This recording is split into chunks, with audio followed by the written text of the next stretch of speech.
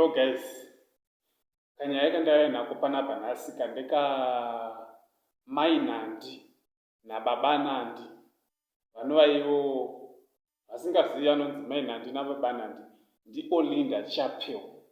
Olinda anova mukadzi waTitan. Ndisati ndapinda munyaya zvizere guys, kada kutenda vese vakasubscribe to this channel nevasati vasubscribe to this channel.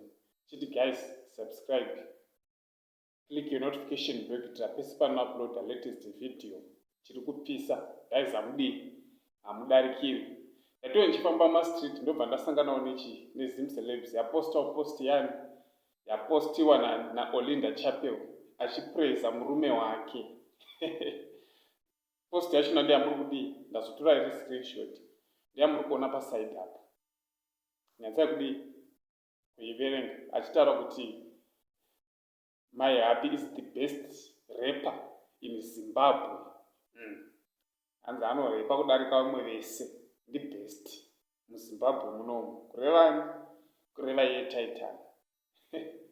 Sai ndangoti ndazopindawo comment section ndoona kuti vanhu vari kufungawo chii, vari kumaonero avo paposti yani yaOlinda Chapel vari kutiwo chii nazvo, kuti iye anoti murume wangu ndo best rapper muno muZimbabwe.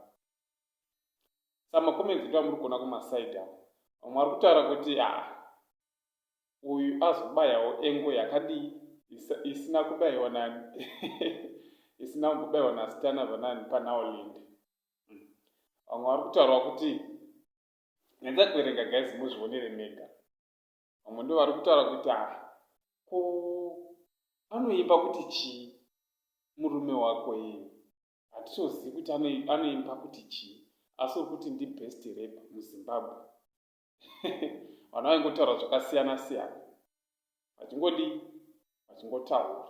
Mungoziva macomment section kuti hamumiri mushe.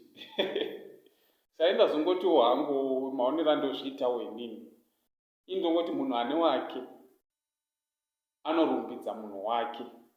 Ukasatorumbidza iwewe munhu wako, hapana anozodii anombomurumbidza. Saka guys, kana utori nemunhu wako chero chiziva kuti hapana zviripo, itorumbidza munhu iyeye because ndewako. Ndio maonero andoita. Chero achikundwa nevanhu ototi wangu ndochi wangu ndo best kudarika chii vamwe vese, wangu anondiitira, anogona. Ndo iri kutambika panani pana sisi Olinda, because vatotaura kuti kana ane nharo ngauye nemari. Hubby wangu ndi best rapper muZimbabwe. Saka guys, ndo nyaya ndangu yandinayo chiti munzwewo zviri kupisa ike zvino. Chiti thank you guys nesupport yamuri kupa. Vasati vasubscribe chiti guys, hapana chekumirira. Subscribe. Thank you.